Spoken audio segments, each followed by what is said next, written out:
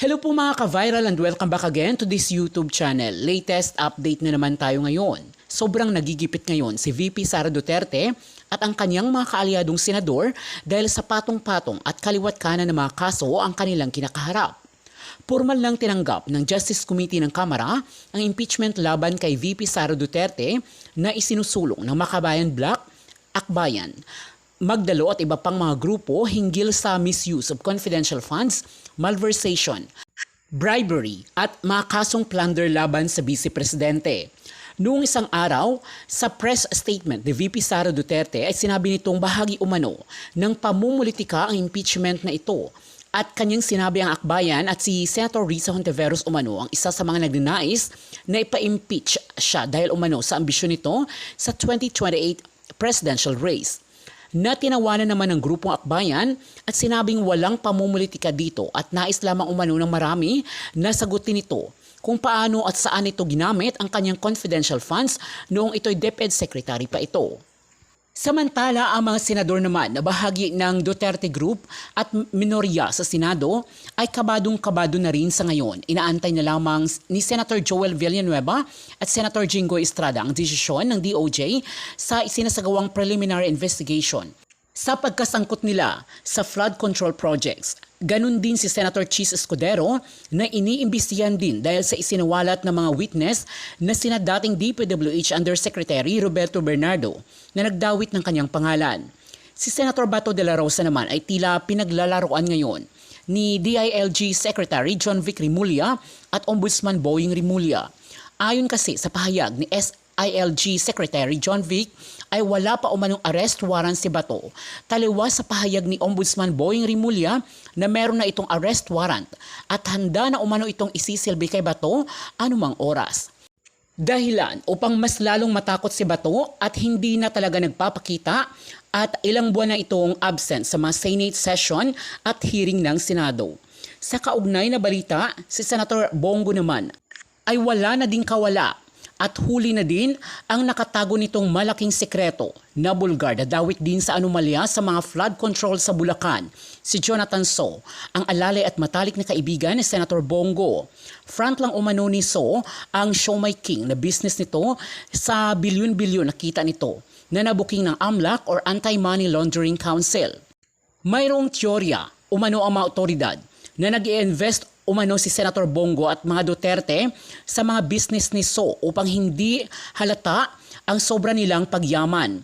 Iimbestigahan din ang CLTG o ang Christopher Lawrence Tesorio Go na business ng ama ni Senator Bongo na ikinanta ng mag-asawang Diskaya na di umano'y kasosyo nila sa mga flood control na mga kontrata, pati ang Alfredo Builders na pinamamahalaan ng half-brother ni Bongo na nakakuha din umano ng napalaking proyekto mula sa DPWH. Tahimik lang umano itong si Senator Bongo dahil ayaw niyang lantarang kinukontra ang administrasyon upang hindi mabuking ang napakalaking sekreto nito. Si Rihanna Garma naman na dating colonel na utusan ni FPRRD ay nasa ICC na upang formal na tumayong witness sa mahalagang papel ni Senator Bongo noong War on Drugs at AJK kung saan si Bongo umano ang right hand ni FPRRD, tagadala ng lista at may malaking bahagi sa reward system. Ang isa pa, nung mga korupsyon sa panahon ni Duterte, yung mga malalaking plunder sa panahon ni Duterte, Pharmally, tandaan natin yung Pharmally nung panahon ng COVID. Sino ang nagpatupad ng Pharmally? Yang kalbo na nakikita nyo. Si Lloyd Christopher Lau, pugado na taga Davao. Siya ang nagpatupad ng Pharmally. Bilang Executive Director ng Procurement Service ng DBM. Saan galing si Lloyd Christopher Lau? Sa opisina ni Bongo sa Presidential Management Staff. Tao ni Bongo si Lloyd Christopher Lau. Kaya yung mga korupsyon sa panahon ni Duterte, si Bongo pa rin ang pinagkatiwalaan ni Duterte. Yung transaksyon doon sa Navy Frigate deal, sino ang involved doon? Si Bongo na naman. Yung panahon ni ang lumalabas doon sa flood control, ano ang lumabas sa investigasyon? Tinanong ni Bato si Diskaya, yung mag-asawang Diskaya. Kailan kayo lumaki ang negosyo sa DPWH? 2016 daw. Kailan kayo sobrang yumaman? Lumaki talaga ang mga ari-arian nyo, assets nyo. Tinanong ni Congresswoman Beatrix Listro yung mag-asawang Diskaya nang nag-appear sila sa Kamara. Ano ang sagot? 2017, 2018, 2019. Lahat yan panahon ni Duterte. At sino ang mga kakontrata ng mga Diskaya? Pumasok sila sa joint venture. Saan? Doon sa CLTG, Christopher Lawrence Tesoro Go. Yan yung korporasyon ng kanyang magulang. Ang kasosyo, joint venture ng CLTG, nakakuha ng napakaraming kontrata sa panahon ni Duterte ay ang korporasyon ni Diskaya. Ngayon, nang tinanong sila Diskaya, totoo ba na naka-joint venture ng mga kumpanya nyo, ang kumpanya ng mga pamilya ni Bongo? Oo. Kaya lang ang sabi naman ni Bongo, nakuha daw yung mga transactions na yun ng kanyang magulang, hindi naman daw siya nakialam. Yung kanyang kapatid, half-brother na may-ari nung Alfrigo, nakakuha din ng grabing kontrata sa DPWH. Ang sabi rin ni Bongo, hindi rin daw siya involved doon. Hindi daw siya nakialam doon. Sino namang maniniwala noon? Kaya kung titingnan natin, mula sa mga pagpatay sa war on drugs, hanggang sa mga korupsyon sa panahon ni Duterte, yung Farmally, yung Fredjet Deal, hanggang sa mga flood control ng mga Diskaya, hanggang sa flood control sa Bulacan, na kinasasangkutan nitong Shumay King na sila Jonathan So na alalay pala ni Bongo. Kasi lumalabas, ito palang Jonathan So na may-ari ng Shumay King ay sangkot doon sa flood control sa Bulacan. So nakita nyo na ngayon yan mga kabunyog, mga kababayan. Kumbaga lahat ng nangyayaring ito, involve ang pangalan ni Bongo. Kaya lang, hindi siya masyadong mayabang na nagpukrontera. Kumbaga laging akala mo, ignorante na walang kaalam-alam. Akala mo, ignorante na walang kamuwang-muwang. At ang kanyang laging binabandila, ang bisyo ko ay magserbisyo. Kaya ano yan mga kabunyog, mga kababayan? Dahil alam niya na posibleng maungkat ang mga transaksyon ni Bongo, anong nangyayari ngayon? Hindi masyadong tumitira sa administrasyon. Makikita nyo naman ang mga tumitira sa administrasyon. Mga Duterte, mga tao ni Duterte, pero hindi si Bongo. Si Bongo ay marunong maglaro. Marunong maglaro. Duterte siya, pero hindi siya laging nagsasalita para sa Duterte. Hindi pa nga siya nakapunta ng dahig matapos makulong si Duterte doon. Hindi siya nagsasalita madalas para sa Duterte. Pag mayroon lang mga pagtitipon ang PDP Laban, umaattend siya. Pag mayroong rally ang PDP Laban, umaattend siya, nagsasalita siya. Pero yung magpapa-interview na parang makikipagpatayan para sa Duterte, hindi ganun. Kasi nga, alam ni Bongo, kapag masyado siyang naging diehard ng Duterte, pag-iinitan siya at mauungkat ang lahat ng mga transactions niya. Ganyan maglaro si Bongo. Pero itong mga mga kabunyog, mga kababayan, itong mga huling nangyayari ngayon, tulad ng lumabas yang tungkol sa flood control, ay lantara naman yung lantara naman yung transaksyon ni Bongo. Kasi nga, yung mga kontratang nakuha ng Diskaya, ka-joint venture, yung korporasyon ng ama, construction company ng ama ni Bongo. Bakit kaya? Dahil sobrang laki ng mga pondo doon, sobrang laki ng mga ng halaga ng mga projects na yon, mukhang kulang ng lisensya yung negosyo ng ama ni Bongo. Para makakuha ka ng napakalaking kontrata, makiki-joint venture ka sa mayroon ng mga halimbawa, AAA na kontrata. Ang AAA na kontrata, yung mga Diskaya. Kaya ang ginawa nila, parang ginamit lang yung pangalan ng Diskaya, pero actually, ang kumuha ng proyekto, yung kumpanya ng ama ni Bongo. Ang sinasabi lang ni Bongo, totoo yan, nakuha yan ng construction companies ng magulang ko, pero hindi naman ako nakialam dyan. Sus naman. Sino namang maniniwala? Kaya ngayon, si Bongo, sa lahat ng nangyayaring ito, kaya nga nung panahon ni Duterte, may away sila Sara at saka sila Bongo eh. Alam naman natin yan, hindi maganda, hindi mainit ang pagsasama nila Sara, nila Pulong at nila Bongo. Bakit? Ay napansin nila Sara, ang nandun sa Malacanang si Bongo. At mukhang mas maraming nakukuhang transaksyon si Bongo kaysa kanila. Kaya sobrang yumaman ito si Bongo nung panahon ni Duterte. At lahat ng appointments halos sa gobyerno, lahat ng appointments, kahit mga regional directors ng mga ahensya ng gobyerno, dadaan ang pangalan mo kay Bongo. Hindi makakarating kay Duterte yan kung hindi dadaan kay Bongo. Marami nga akong mga kaibigan hanggang ngayon. Hindi na sila nagpuprontera na Duterte sila, pero pag ni Bongo, tinutulungan nila si Bongo. Bakit? Si Bongo yung nagpa-appoint sa kanila sa gobyerno. Si Bongo ang susi doon. Kaya ano yan mga kabunyog, mga kababayan? Itong si Bongo ay parang tiningnan mo lang, alalay lang ni Duterte. Ano ito? Sa lahat ng mga malamanga, ang mga yaman ni Duterte nakatago sa mga korporasyon o mga kumpanya ng pamilya nila Bongo. Kasi saan naman ko, yung mga nangyayari na yan na ang laki-laki na ng ginagastos nila Duterte sa kaso sa ICC.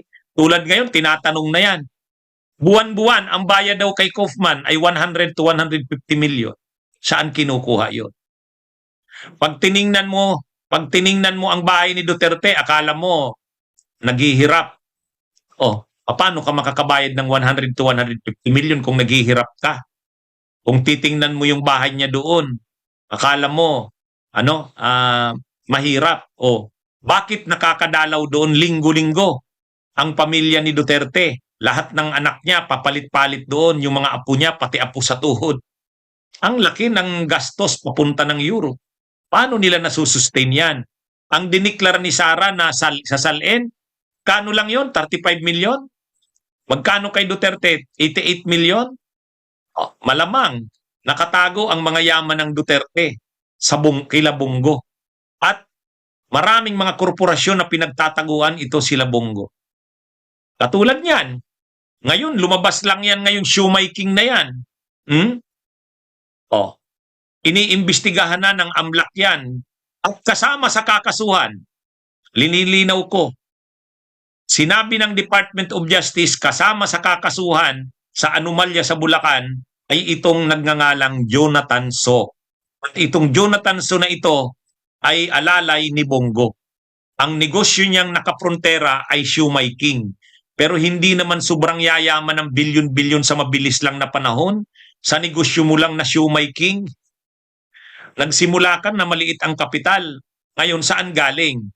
Nalaman ngayon ng AMLAC, nalaman ngayon sa investigasyon, ibinunyag nila Bryce Hernandez na kasabwat pala ng mga korporasyon, yung top nuts, kasabwat itong si Jonathan So. Nagtayo itong sila Jonathan So ng construction companies na na-involve dyan sa mga flood control na yan sa Bulacan. Kaya kasama siya sa kakasuhan. Ngayon sa isang picture, kasama ni Jonathan So si Bongo. Kaya itong si Bongo, mga kabunyog, mga kababayan, napapansin nyo tahimik? Pag tahimik, ibig sabihin yan, ayaw mong makuha ang atensyon. Pag naging masyado kang maingay, baka pag-initan ka ng administrasyon. Kaya makikita nyo, kahit doon sa yung pagpapalit daw ng liderato sa Senado, ayaw daw ni Bongo noon. Ayaw ni Bongo. Mayroon ngang mga sabi-sabi, lilipat si Bongo sa mayorya. Siguro tinatansya niya. Kapag mainit na at nalalaman na ang kanyang mga racket, nalalaman na yung kanyang mga katiwalian, natatakot siguro siyang maimbestigahan, posibleng lumipat umano sa mayorya. Ano yan? Mayroong mga ngayon, Kaya makikita natin, ay di ba pagdating sa Senado, ang mga maiingay dyan na napakabukal, Padilla, Marcoleta, nung nandun pa si Bongo, tapos si Amy Marcos. O yan yung mga maiingay dyan. Si Bongo hindi. Tama yung ano mo, Raulin, pagtahimik, malalim. Tahimik dahil marami siyang tinatago. Kaya lang, unti-unti ngayong nahuhubaran eh. Unti-unting nahuhubaran. Ang naghuhubad niyan si Trillanes. Kaya maraming sinampang kaso si Trillanes laban sa kanya. Pinapollow up na ni Trillanes ang mga kaso na yan sa ombudsman. Kaya yan mga kabunyog, mga kababayan. Ano ito eh? Alam ni Duterte na itong si Bongo ay magaling maglaro. Kahit sa elections, bakit nagtap na chair si Bongo? Bakit nagtap na chair si Bongo? Simple lang ang sagot diyan. Nakakuha siya ng boto sa mga Marcos. Nakakuha siya ng boto sa Kakampings. Nakakuha siya ng boto sa undecided. At nakakuha pa siya ng boto sa Duterte. Bakit nakakuha siya sa Marcos? Hindi nga siya masyadong palaban eh. Hindi siya tulad ng iba dyan na talagang halimbawa si Robin Padilla, talagang sinasabi ni Robin Padilla, sunugin man daw siya, ang amoy niya Duterte. Si Bongo hindi na masyadong nagbabanggit ng Duterte. Alam niya na mahirap ngayon na lagi siyang magpuposisyon sa Duterte. Kaya sa panahon ng kampanya, laging ang binabandila niya, Malasakit Center, yung mga programa niya sa kalusugan, kapag may nasusunugan, nandun siya. Kumbaga siya, ayaw niyang makialam dyan sa mga maiinit na issue na Duterte, Marcos, ayaw niya ng ganyan. Basta siya nasa pagtulong lang. Yang mga ganyang style, yan yung packaging ni Bongo sa sarili niya. Na Duterte siya, pero ang mas pupukusan niya, mga Malasakit Center, pagbibigay, kahit nga pagpapalugaw, ginagawa eh. Kaya dahil sa ginagawa niyang yan, nakakakuha siya ng boto sa anumang grupo. Kumbaga siya, lumalangoy sa anumang grupo. Kaya nagtap na chair. Ngayon na naman na nasa Senado siya, ganun na naman. Ganun na naman ang style niya.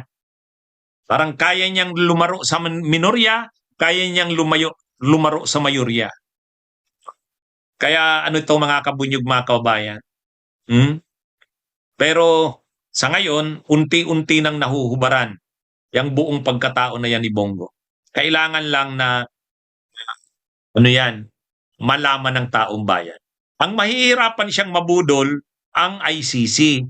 Hindi niya kayang lukuhin ng ICC kasi nandun na si Royena Garma. Pag nakita ng ICC ang mga kinikwento ni Garma, anong kinikwento ni Garma? Sino ang nagdadala ng mga order ni Duterte? Yung sulat. Nandun ang mga pangalan ng paano pinapadala yun? Si Bongo yan. At kapag nagre-report yung paano nakakarating kay Duterte? Kay Bongo din. At kung bibigyan na ng rewards, kanino dumadaan? Sinong nagpapadala ng pera? Si Bongo din.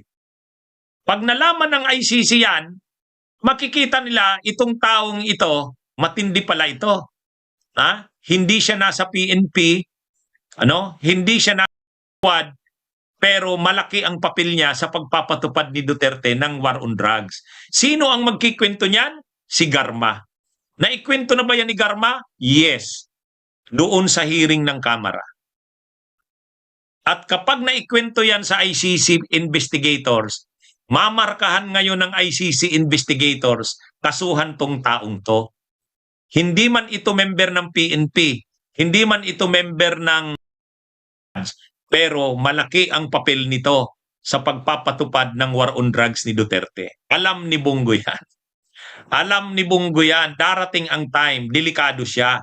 Dito, ang pinaka-problema talaga yung abolition. No?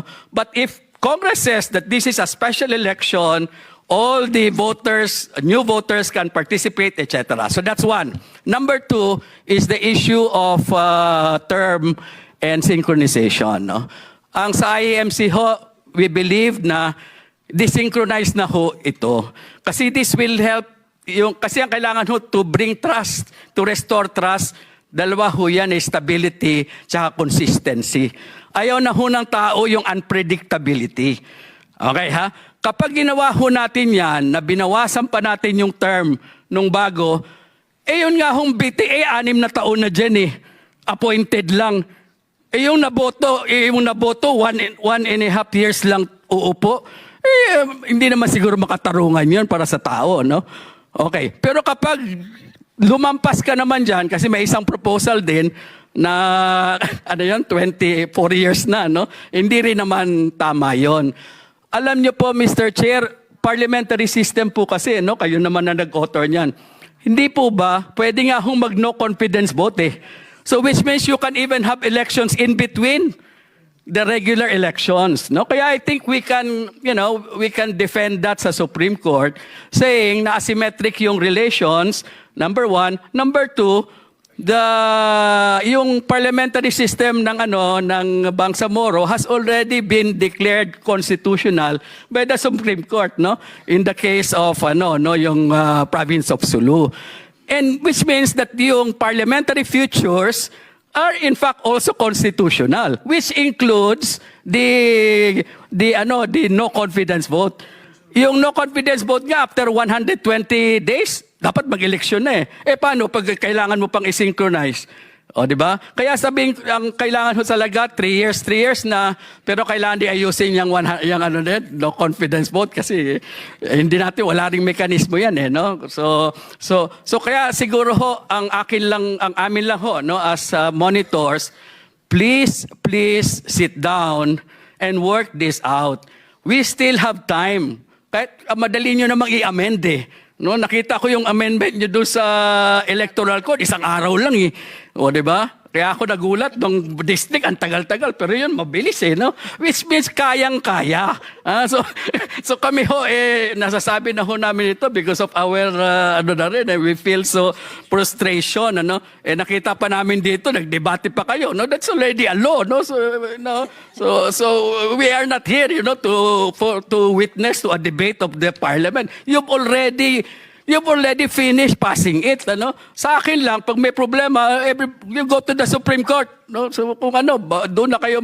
Pero kung pwede lang ho sana, yung mga pupunta sa Supreme Court, pwede ho ba dalhin nyo na agad? Pag naging effective?